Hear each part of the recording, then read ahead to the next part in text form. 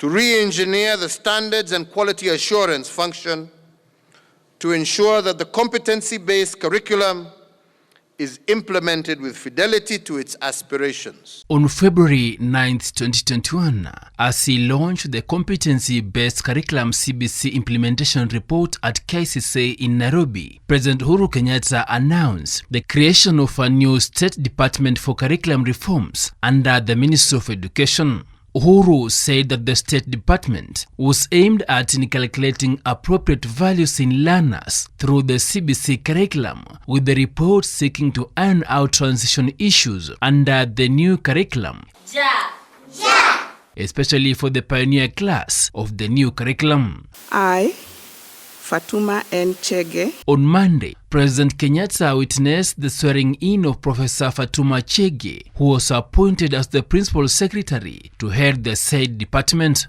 I, Fatuma Chege, being called upon to exercise the functions of Principal Secretary, do swear that, except with the authority of the President, I will not directly or indirectly reveal the nature of contents of any business, proceedings, or document of cabinet committed to my secrecy, except as may be required for the due discharge of my duties as Principal Secretary.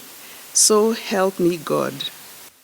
During the ceremony at State House, Nairobi, President Kenyatta challenged the new PS to oversee the successful implementation of the CBC while at the helm of the State Department for the implementation of the curriculum reforms.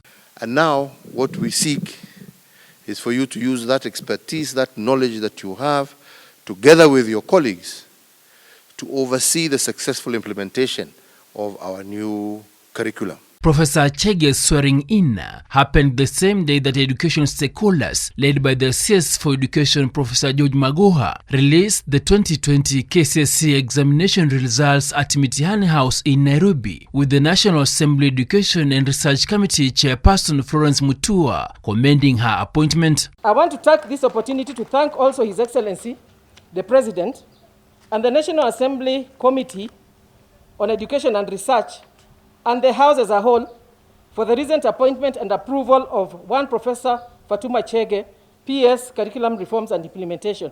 This is a very key department because Kenya now is embracing the new education system, CBC. This system is long overdue because it will bring the best in our children by developing their skills and knowledge, and application of the same will ensure our children become better communicators, critical thinkers, among many other things. So Kenyans should now be fully ready to embrace the new education system. The new State Department for Implementation of Curriculum Reforms is tasked with the rollout of the new education system, including recommendations of a task force whose report the President launched in February. NEC is still on course in rolling out the competency-based assessment in support of the competency-based curriculum at basic education and envisages to roll out the same at tertiary levels at the appropriate time. Before her appointment, Professor Chege chaired the CBC task force on transition from the 844 to the 2633 education system. Dickens, Luvanda, Hope TV News Watch.